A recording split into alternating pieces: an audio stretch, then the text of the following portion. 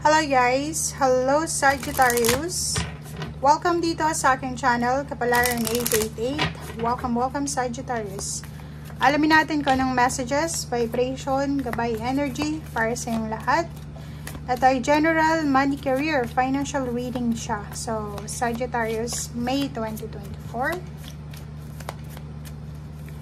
Ano ba ang gustong iparating sa'yo ng baraha? Okay. Sagittarius. Wow. Okay, first 3 cards natin. Maganda. Sobrang ganda to. Yung reading na to is tungkol sa pera. So, yung well-being na to is tungkol sa pera. Hindi siya physical, material.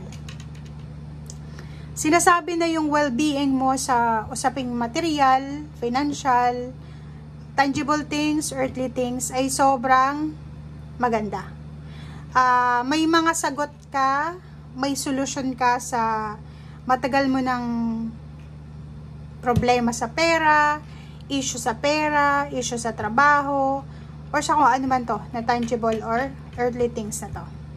Sinasabi ng barahan na isang napakalaking changes or pagbabago, transformation, transition ang posibleng darating sa'yo ngayong buwan ng Mayo, lalo na sa usaping pera.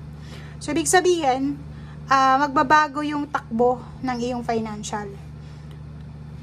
Maraming solusyon, maraming kasagutan, answers, confirmation, manifestation na pwedeng dumating sa'yo, Sagittarius, ngayong buwan ng Mayo, lalo na sa pera. Okay. Tingnan natin.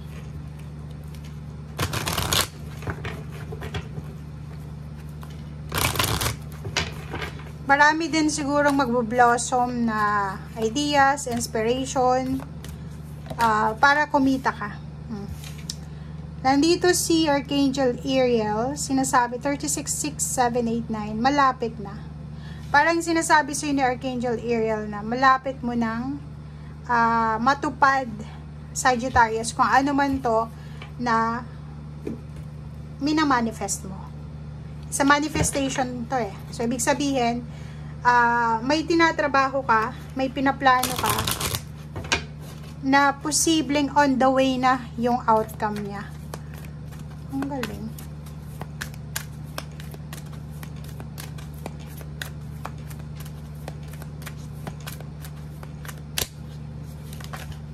Oops, sorry.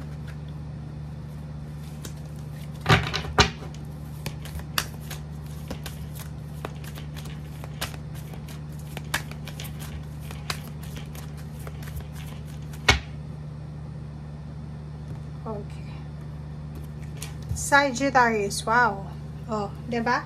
So, sabi ng baraha dito, harapin mo daw, Sagittarius, itong mga financial na kinakatakutan mo. 'Di ba? So, sinasabi ng baraha na kung haharapin natin, like, may iba kasi na hindi nila matanggap yung mga financial stress, constraints, or mga issue, 'di ba? Lalo na yung dating mayaman, or dating may pera, dating may trabaho, tapos biglang nawala ng trabaho, nalugi yung business, minsan in denial sila. 'Di ba? So, ang dala noon is stress, may stress sila kasi pipilitin pa rin nila. Which is, tama naman yun na hindi ka dapat sumuko. Pero minsan, may panahon na kailangan mo nang tanggapin na hanggang doon na lang yung perang yun, or yung business na yun, yung trabahong yun. So yun, harapin mo daw kung ano man tong mga financial na kinakatakutan mo. And yun, tiwala ka na ang Panginoon ang source ng lahat. 'Di ba? Unlimited ang source natin. Limitless siya. So, hindi ka dapat natatakot. 'Di ba? Wala naman tayong dala dito ng sinilang tayo, 'di ba? So, if na-bless tayo ng financial, thankful, grateful, pero kung nawala din yun, thankful and grateful, at least naranasan mo. And pwede ka pa naman na magsimula ulit, diba? So, hindi doon nagtatapos ang journey mo. Pwede ka magsimula everyday. Binibigyan tayo ng pagkakataon ng universe ng ating Panginoon na makapagsimula. Okay? 9 of Cups. Five of Swords. O, diba? Sinasabi ng Baraser dito, may mga pagkakataon talaga sa buhay natin na kahit anong pilit natin, pinipilit natin, pero wala talaga eh. Lalo na sa financial. May iba na business ang business, pero palaging nalulugi. May iba na malas sila sa pangingibang bansa. Diba?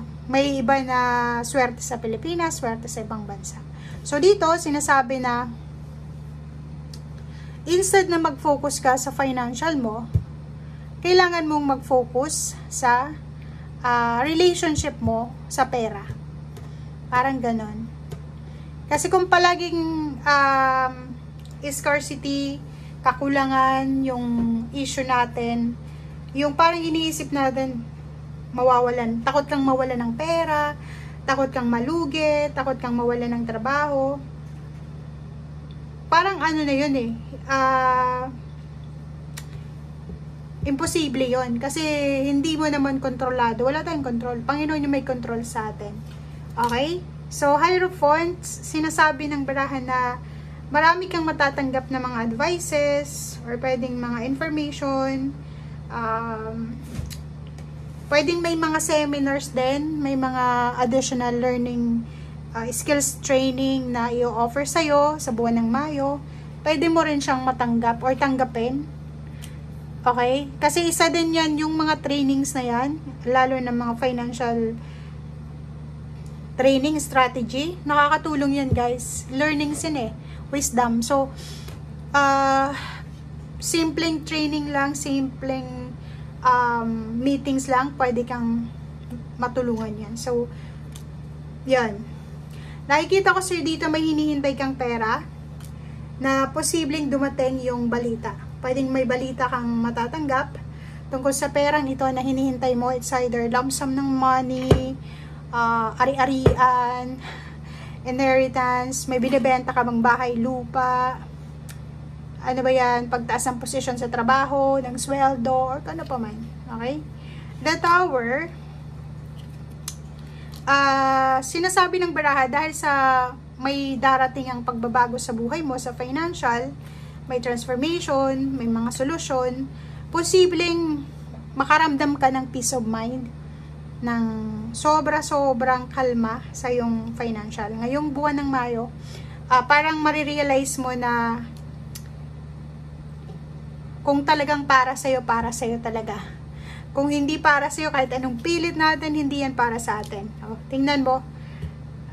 Trabaho, pera, source ng income, pwedeng dumating yan sa'yo. So, yun. May improvement na posibleng dumating sa'yo. So, hindi ka dapat nawawalan ng pag-asa. Isulong mo lahat. Pero dito naman, if may mga pagkakataon na kailangan i-give up mo na. Meron ditong transformation, yun na nga.